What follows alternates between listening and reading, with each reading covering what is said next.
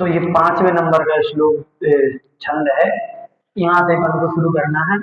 कल इसका अर्थ बता तो दिया था, लेकिन थोड़ा सा इसको अच्छे से आप समझेंगे फिर आगे चलेंगे। तो एक बार फिर से इसको पढ़ लेते हैं। 5वें नंबर का जो छंद है। तन उपजत अपनी उपज जान, तन न सत आप को नाथ मान, रागादि प्रगट दुख दे, नहीं को सेवक गिनत चैन। यहाँ पर कौन से तत्व का विपरीत सिद्धांत बता रहे हैं? 2 तत्वों का। पहला तो अजीव तत्व का और आश्रव तत्व का। ठीक है। तो यहाँ पर पंडित दौलत राम जी जो है वो विपरीत सिद्धांत बता रहे हैं, लेकिन अपन को विपरीत और सही दोनों समझ के चलना है कि सही क्या होना चाहिए। हालांकि सही जो है वो अपन पहले पढ़ चुके हैं। जो 7 तत्वों की परिभाषाएं हैं अपन लोगों ने भाग 2 या भाग 3 भाग 2 में पढ़ी हैं, है ना। जीव जीव आश्रवण संबर 7 तत्वों की तो जो परिभाषा है उसको मान लेना वही सही सिद्धांत है, लेकिन उसको ना मान करके दूसरी तरीके से मानना वो उसका विपरीत सिद्धांत है। तो वो यहाँ पर पंडित जी बता रहे हैं कि कैसे अपन उसका विपरीत करते हैं। तो तन उपजत अपनी उपज जान, तन मतलब शरीर के, उपजत उपजने से, उत्पन्न होने से, अपनी उपज जान अपनी उत्पत्ति मानता है। अपनी मतलब आत्मा की, जीव की। तो शरीर के उत्पन्न होने से जीव की उत्पत्ति मानता है, और तन नशत, तन के नष्ट होने से, शरीर के नाश हो जाने से अपना नाश मानने लगता है। मतलब आत्मा का, जीव का नाश होना मानने लगता है। अच्छा, ऐसा कब होता है? ऐसा तब होता है जब हम अपने व्यवहारिक जीवन में शरीर को लेकर के इतना ज्यादा आसक्त हो जाते हैं, उसमें लीन हो जाते हैं कि हम ये भूल जाते हैं इस समय कि हम जो है वो कुछ और है ना। जो हम जिसको लेकर के हम व्यवहार चला रहे हैं, जो सारी चीजें अपन बोलते हैं कि मेरा जन्म सन 1900 इतने को हुआ, हम इतने वर्ष के हो गए, हम इतने लंबे हैं, हम इतने मोटे हैं, हमारा इतना वजन है, ये सब क्या है? ये सब व्यवहार चलाने के साधन है। कैसा व्यवहार? कि जब भाई सोसाइटी में है, परिवार में है, ये क्या है? जब दूसरे से बोलना बताना है तो बोलने बताने के लिए जिन शब्दों का, जिन साधनों का प्रयोग होता है उसे व्यवहार कहते हैं। निश्चय व्यवहार जो होता तो यही है। व्यवहार मतलब लौकिक जीवन के लिए जो हम काम करते हैं वो व्यवहार है, और लौकिक से पारलौकिक जो चीज चली जाती है वो निश्चय हो जाता है। निश्चय मानना पड़ता है, महसूस करना पड़ता है, समझना पड़ता है, अपनी धारणा में निश्चय को बनाना पड़ता है, तो व्यवहार अपने जीवन में दिखाई देता है। तो व्यवहारिक जीवन में जो हम ये चीजें करते हैं तो ये सब चीजें बताने के लिए हो जाए बात अलग है, लेकिन अंतरंग में धारणा अपनी निश्चय रूप होना चाहिए। कि अभी हम दूसरे से कह रहे कि हम 40 साल के हो गए, 50 साल के हो गए, लेकिन अंतरंग में धारणा क्या होनी चाहिए कि भाई इस पर्याय की आयु है, मेरी वास्तविकता में कोई आयु नहीं है जीव की। जीव तो अनादि अनंत है, यही वास्तविकता है। ठीक है। तो इसको ना समझ करके और इसी में मान लेगा कि हम तो बस 50 साल के हो गए, अब हम 80 साल के हो गए, अब हम मरने वाले हैं। अब मरने वाले हैं, अब जो तन को ही अपना मान के चलेगा वो मरते समय भयंकर दुखी होगा, भयंकर दुखी होगा। क्यों? क्योंकि उसको लगेगा कि अब हम मर रहे हैं, अब हम मर रहे हैं, उसको ये महसूस होगा। लेकिन जो शरीर को अपना नहीं मानेगा, वो ये मानेगा कि हम नहीं मर रहे हैं, एक पर्याय छूट रही है, छूट रही है तो छूट जाने दो, छूटेगी आज नहीं तो कल, तो छूट रही है, कितना बचाओगे उसको, कितना बचाएंगे, आज नहीं तो कल, ये पर्याय तो छूटेगी ही छूटेगी। एक बात अपन समझ लीजिए कि जितने जल्दी इस चीज को अपन स्वीकार कर लेंगे अपनी जिंदगी में, मरना उतना सुखद होगा। बिल्कुल, इस चीज को जितने जल्दी हजम कर ले,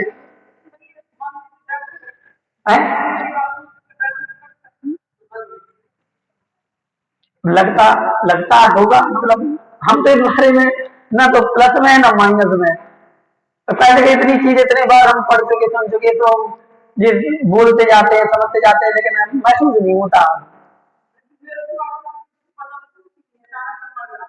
क्यों नहीं चलती? देखो, मृत्यु से डरना या मृत्यु से बचना इसलिए तो जायज है कि भाई यदि अभी मर गए तो ये मनुष्य जीवन छूट जाएगा, और मनुष्य जीवन छूटेगा तो आगे का, हालांकि अपने पुण्य पर इतना विश्वास होना चाहिए कि अच्छी गति मिलेगी, ठीक है, लेकिन पता तो है नहीं, है ना।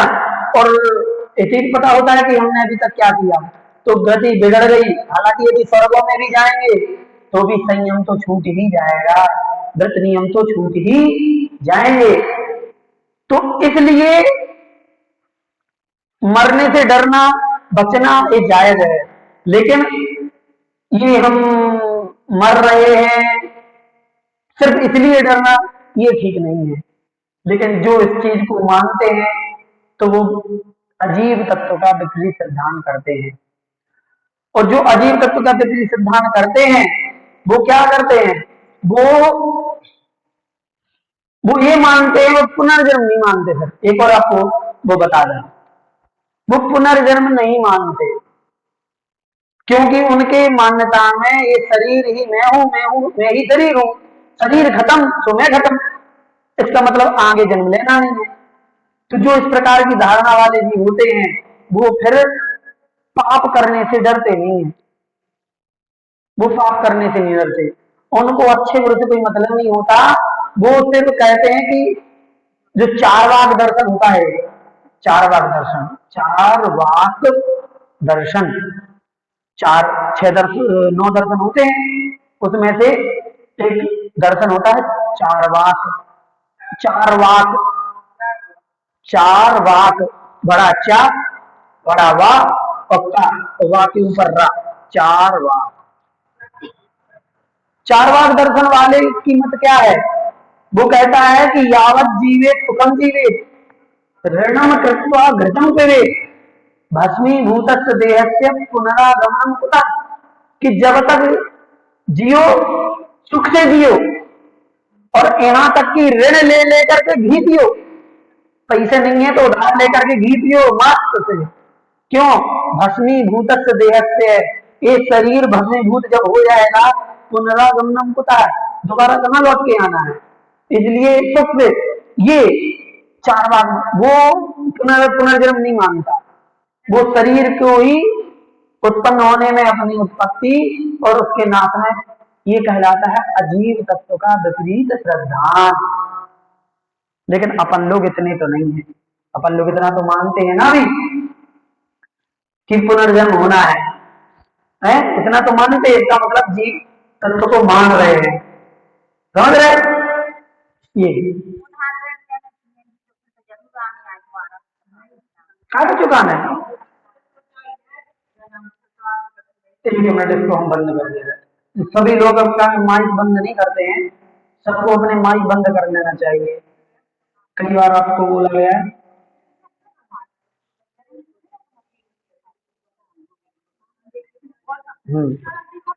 चलिए कर दिया, ठीक है, बहुत व्याख्या होगी इसकी।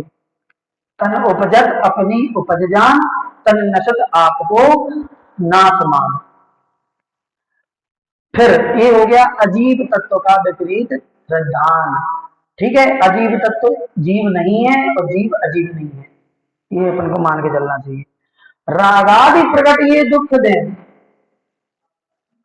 राग आदि, राग आदि, राग द्वेष आदि, राग हुआ, द्वेष हुआ, मात्सर्य, मद, अहंकार, ये सब चीजें जो हैं प्रकट दुख दें। प्रकट मतलब प्रत्यक्ष में, प्रकट का मतलब यहां पर प्रत्यक्ष, मतलब हम देख रहे हैं अपनी जिंदगी में सामने, आंखों के सामने कि राग देश आदि जो चीजें हैं, क्रोध मोह लोभ, ये सब चीजें ये हमें साक्षात दिखाई दे रही हैं, दुख देने वाली हैं। आप देखो, जब अपन राग करते हैं तो राग दुख का कारण बनता कि नहीं बनता?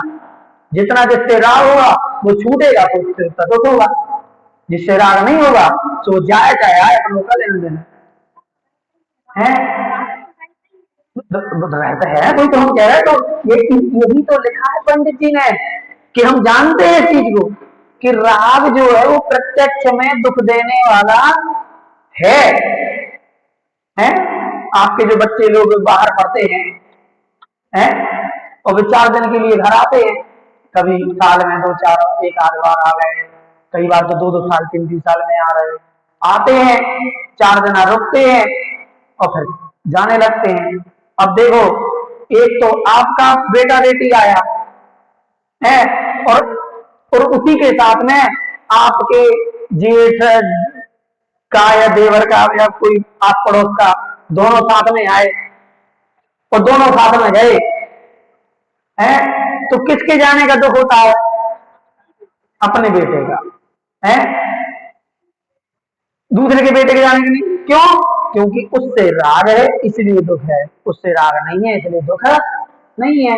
तो राग दिखाई दे रहा है ना कि दुख का कारण है।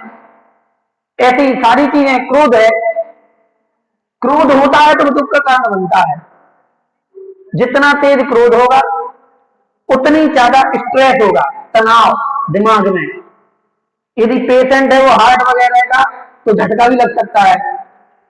तो दिखाई दे रहा है कि क्रोध हुआ, लोभ हुए, दुख के कारण है। तो राग आदि, राग आदि जितनी चीजें हैं प्रकट दुख दे, प्रकट मतलब प्रत्यक्ष में ही दुख देने वाली हैं। फिर भी तिन ही को सेवत गिनत चैन, लेकिन ये जीव की आदत कैसी है? तिन ही को सेवत, उसी को सेवन करता है।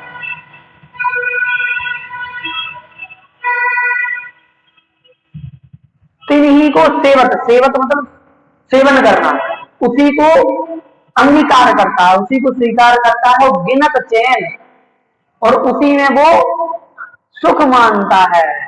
उसको लगता है कि यही सुख है, जबकि साक्षात दिख रहा है कि दुख हो रहा है, फिर भी अच्छा लगता है। ये क्यों? क्योंकि हमारी मोह की परिणति इतनी तीव्र है। अब देखो, इस लाइन में आश्रव तत्व का विपरीत सिद्धांत बताया गया है। किस तत्व का? आश्रव तत्व का। अब आश्रव तत्व का विपरीत सिद्धांत कैसे हो गया, इसको सिद्ध करें। इसको ऐसे सिद्ध करेंगे कि आश्रव किसे कहते हैं? राग द्वेष आदि के कारण से आत्मा के, आत्मा से आत्मा में कर्मों का आना आश्रव कहलाता है। ठीक है, ऐसे ही बोल देते हैं कि कर्मों के आने के द्वार को, आत्मा में कर्मों के आने के द्वार को आश्रव कहते हैं। द्वार मतलब, द्वार क्या है?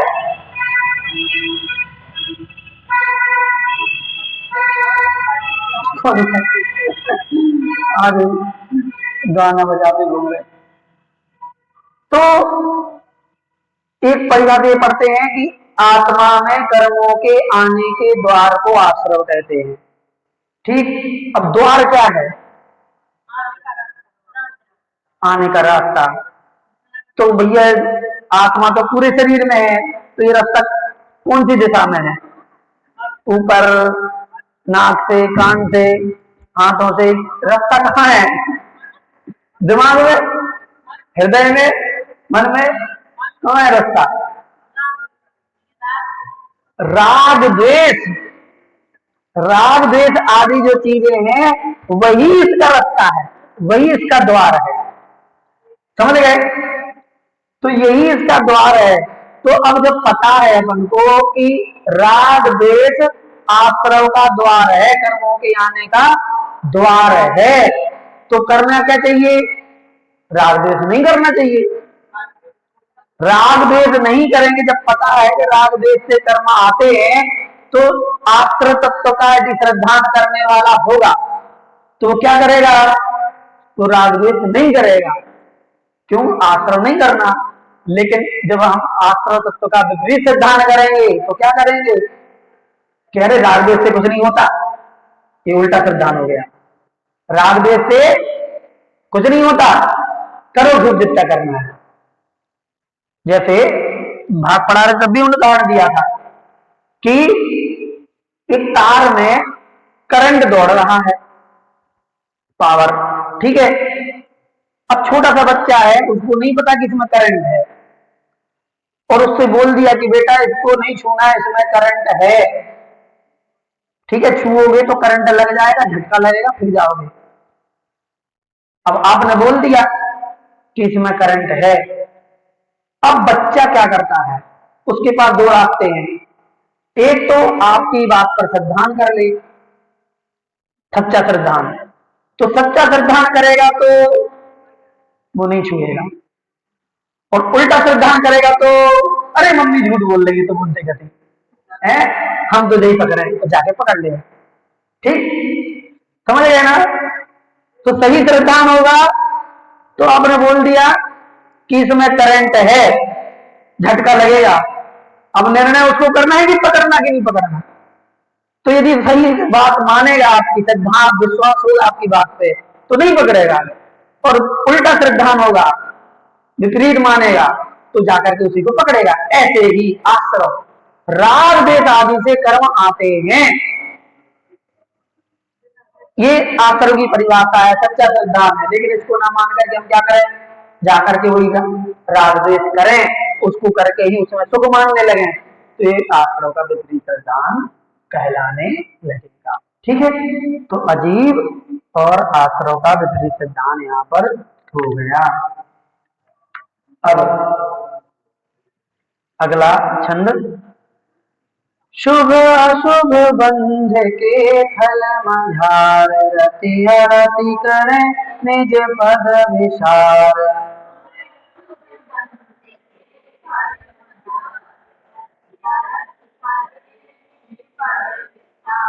आत्म हित हेतु विराग ज्ञान, ते लखे आपको कष्ट दान।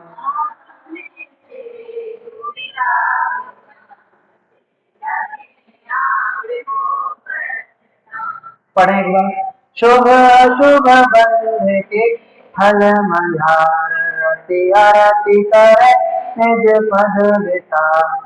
आत्म हित हेतु विराग ज्ञान, ते लखे आपको कष्ट दान। आत्म शुभ अशुभ बंध के फल मझार, रति अरति करे निज पद विचार। आत्म हित हेतु विराग ज्ञान, ते लखे आपको। क्या कहते हैं? बंध और संबंध तत्व का विपरीत सिद्धांत। अब बंध तत्व, बंध क्या है? जैसे कर्म करेंगे वैसे ही कर्मों का आश्रय होगा, और वैसे ही कर्मों का बंध होगा। और जो बंध बंध जाता है वो बाद में उदय में भी आता है। जो कर्म बंध जाएगा जैसा, उसका उदय भी होगा, ये भी पक्का है। अच्छा बंधेगा तो अच्छा उदय में आएगा, बुरा बंधेगा तो बुरा उदय में आएगा। अच्छा उदय में आएगा तो सुख मिलेगा, बुरा उदय में आएगा तो दुख मिलेगा। यही सिद्धांत है कि नहीं? परिभाषा यही है। अब क्या कर रहे हैं अपन लोग? शुभ अशुभ बंध के फल मझार, रति अरति करें निज पद विचार। शुभ अशुभ बंध के फल मझार, मझार मतलब में, शुभ और अशुभ बंध के फल में, शुभ भी बंध रहा है अशुभ भी बंध रहा है और बाद में उनका फल भी मिलेगा। अब वो क्या रहा है, शुभ के फल में और अशुभ के फल में हम क्या कर रहे हैं, रति अरति करें। रति प्रेम, अरति द्वेष, राग द्वेष समझ लो। रति मतलब राग और अरति मतलब द्वेष, ठीक है। तो जब हमें शुभ कर्मों का फल मिलता है तो हम उसमें खुशी मनाने लगते हैं, अपने आप को धन्य मानने लगते हैं कि बहुत अच्छा, बहुत अच्छे कर्मों का उदय आया है, मजा आ गया, ऐसे ही आना चाहिए। जब अशुभ कर्मों का फल आता है तो वह अपने आप को दुखी मनाने लगते हैं, दुखी होने लगते हैं कि कहां से आ गया ये कर्म उदय में, ऐसा तो हमने सोचा ही नहीं था, है कौन से कर्म किए थे, पता नहीं क्या हो गया, ऐसा। मतलब कि हम शुभ का उदय आता है तो हर साथी रेत से भर जाते हैं, अशुभ का उदय आता है तो दुख से भर जाते हैं। ये नहीं होना चाहिए। क्यों? क्योंकि भैया जब शुभ का फल आएगा तो अच्छा होगा और अशुभ का फल आएगा तो बुरा होगा। ये तो कर्मों की स्थिति है, इसमें ना हमें रति करना चाहिए ना अरति करना चाहिए, दोनों ही नहीं करना चाहिए। शुभ के फल में रति भी नहीं करना और अशुभ के फल में अरति भी नहीं करना। वो एक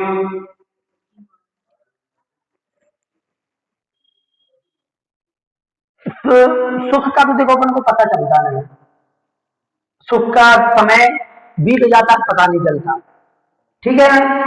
लेकिन दुख का एक एक समय कटा नहीं कटता, है ना। तो दुख में व्यक्ति घबराता है, दुख में क्या करता है, घबराता है, और घबराने से फिर उसका जो मन है वो ठिकाने पे होता नहीं, इसलिए और ज्यादा पाप का बंध करता है।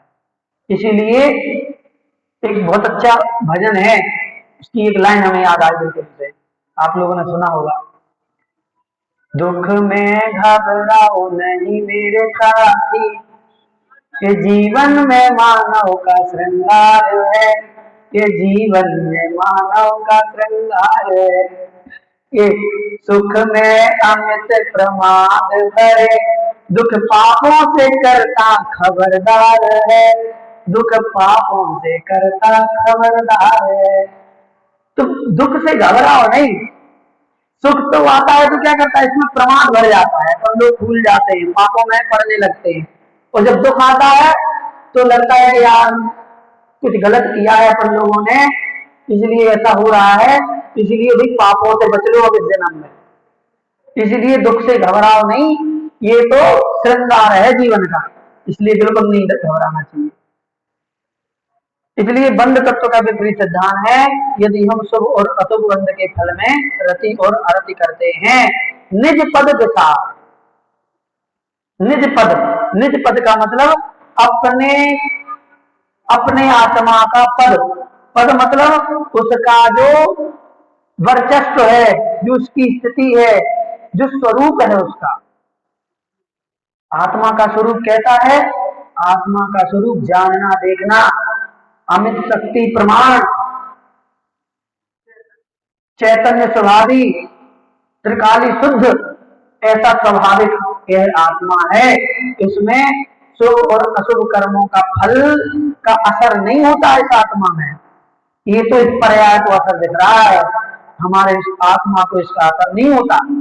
ये सही स्वरूप है, लेकिन हम इस सही स्वरूप को क्या कर देते हैं, विसार मतलब भूल जाते हैं। क्या कर देते हैं, भूल जाते हैं। तो इसलिए लिखा है रति अरति करे निज पद विसार, अपने आत्म स्वरूप को भूल करके।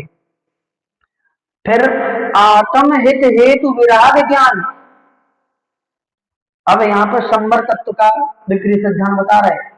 आत्म हित हेतु विराग ज्ञान। आत्मा के हित का हेतु क्या है? विराग ज्ञान। वीत राग जो ज्ञान है, राग द्वेष रहित ज्ञान मतलब सम्यक ज्ञान आत्मा के हित का कारण है। सम्यक ज्ञान ही आत्मा के हित का कारण है। और दूसरा, तय लखे आपको कष्ट दान। और वही अपन को क्या लगता है? लखे मतलब जानता है, पहचानता है उसी को। कष्ट दान, कष्ट देने वाला, उसी को यह जीव कष्ट देने वाला मानता है। आत्मा के हित का हेतु, आत्मा के कल्याण का कारण है विराग ज्ञान। ये राग द्वेष रहित या राग द्वेष का अभाव होना, हम जानते हैं कि राग द्वेष का अभाव होना ही कल्याण है का मार्ग है, लेकिन उसका अभाव करना ही हम क्या मानते हैं? कष्ट देने वाला मानते हैं। मतलब यदि कहा जाए कि भैया राग द्वेष करना बंद कर दो, तो अपन को कष्ट महसूस होता है, उसमें दुख महसूस होता है। भाभी सुन रही आप? नहीं सुन रही?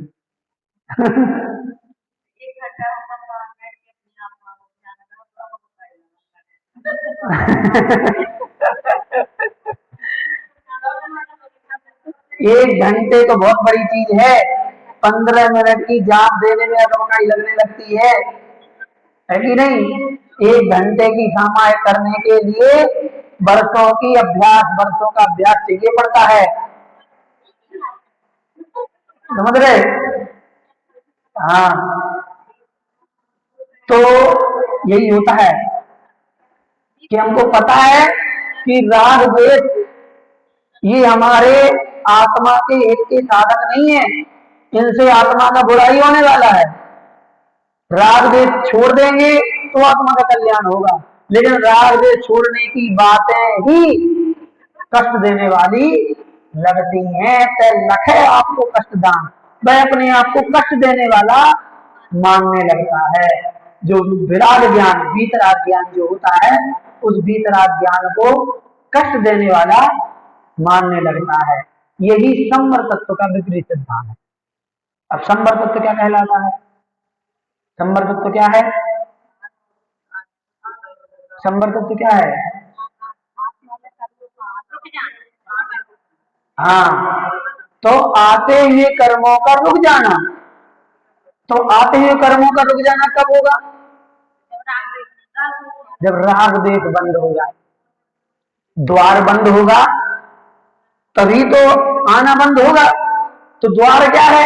राग द्वेष। तो राग द्वेष को बंद करो, राग द्वेष के दरवाजे बंद करो, तो कर्म आना बंद हो जाएंगे। लेकिन संवर तत्व कहता है कि राग द्वेष के अभाव से या राग द्वेष के कम होने से, राग द्वेष के नहीं होने से कर्मों का आना रुक जाता है। यही संवर कहलाता है। लेकिन हम क्या कर रहे हैं? हम जो संवर तत्व का श्रद्धान है उसको उल्टा ले रहे। राग द्वेष का अभाव कराने वाला जो विराग ज्ञान है उसको हम माने नहीं रहे। राग द्वेष का अभाव कब होगा? जब हम सम्यक ज्ञान की उपासना करेंगे। राग द्वेष ऐसे अपने आप तो नहीं हो जाता दूर, हमें सम्यक ज्ञान की उपासना करनी होती है। सम्यक ज्ञान जो तीर्थंकरों के उपदेश से, जो परंपरा से हमें जो सम्यक ज्ञान मिला है, पहले उसको पढ़ें, फिर उन पर श्रद्धान करते हैं तो सम्यक दर्शन हो जाता है। सम्यक दर्शन हो जाता है तो हमारा ज्ञान सम्यक ज्ञान कहलाने लगता है। जब सम्यक ज्ञान हो जाता है तो फिर समझ आता है कि भैया राग द्वेष नहीं करना, राग द्वेष नहीं करेंगे तो संवर होने लगेगा। लेकिन अब हमको वही विराग ज्ञान ही कष्ट देने वाला लगने लगे तो फिर भैया राग द्वेष कैसे छूटेगा? जब जिनवाणी ही कष्ट देने वाली लगने लगेगी तो फिर कैसे राग द्वेष छूटेगा, नहीं छूट सकता। इसीलिए यहाँ पर इसको क्या कहा, विराग ज्ञान आत्म हेतु विराग ज्ञान, जो आत्मा के हित का हेतु विराग ज्ञान है, वही जब हमें कष्ट देने वाला लगने लगता है, इसी को कहते हैं संवर तत्व का विपरीत सिद्धांत। ठीक है।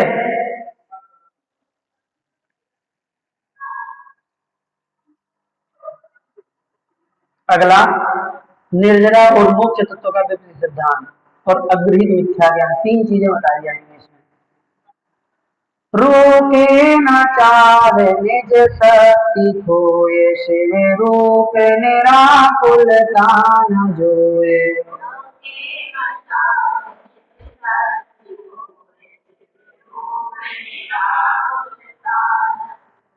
याही प्रतीत जुत कछु के ज्ञान, तो दुखदायक ज्ञान जान।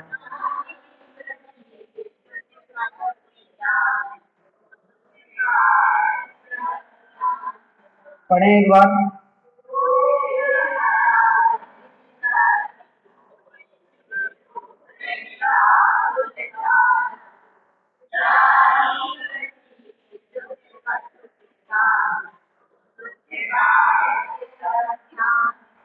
अब देखिए पहली लाइन में क्या कहा है, रोके न चाह निज शक्ति खोए, शिव रूप निराकुल तान जोए। आधी लाइन जो है इसमें निर्जरा है, निर्जरा तत्व का विपरीत सिद्धांत। रोके न चाह निज शक्ति खोए, निर्जरा कहलाती क्या है, पहले ये समझो क्या कहलाती है निर्जरा।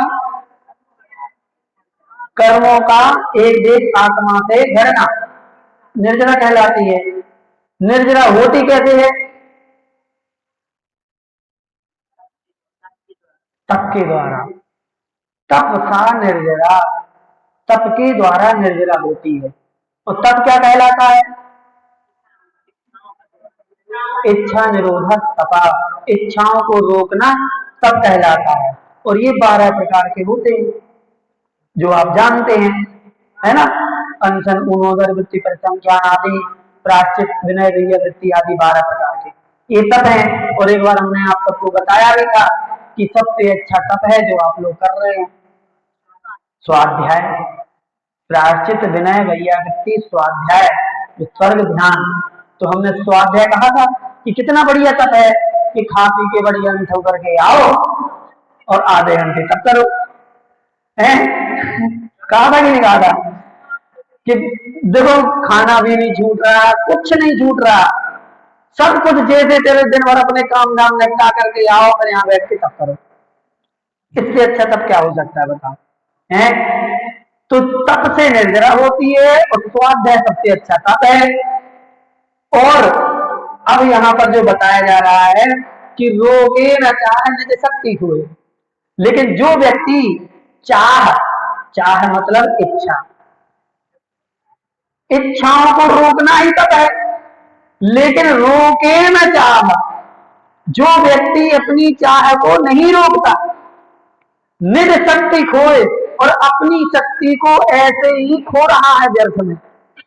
उसके पास शक्ति तो है कि वो अपनी चाह को रोक सकता है, लेकिन वह अपनी शक्ति को खो करके भी उस चाह को नहीं रोक रहा है, इसलिए वो निर्जरा तत्व का विपरीत सिद्धांत कर रहा है। सही सिद्धांत तब होता जब वह उस शक्ति का सही इस्तेमाल करके इच्छाओं को रोकता, इच्छाओं को रोकता तो तब होता तो निर्जरा होती। अब ना वो शक्ति, ना वो इच्छाओं को रोक रहा है तो ना तप हो रहा है, और ना तप हो रहा है तो ना निर्जरा हो रही है, तो उल्टी चक्की चल रही है। समझ में आई बात। तो आज यहीं तक लेंगे, कल इसके आगे पूरा इसको फिर से अपन बताएंगे। समय पूरा हो गया है, जिनवान सीधे करेंगे सभी लोग। समाधि परिणाम शुद्धि स्वात्मा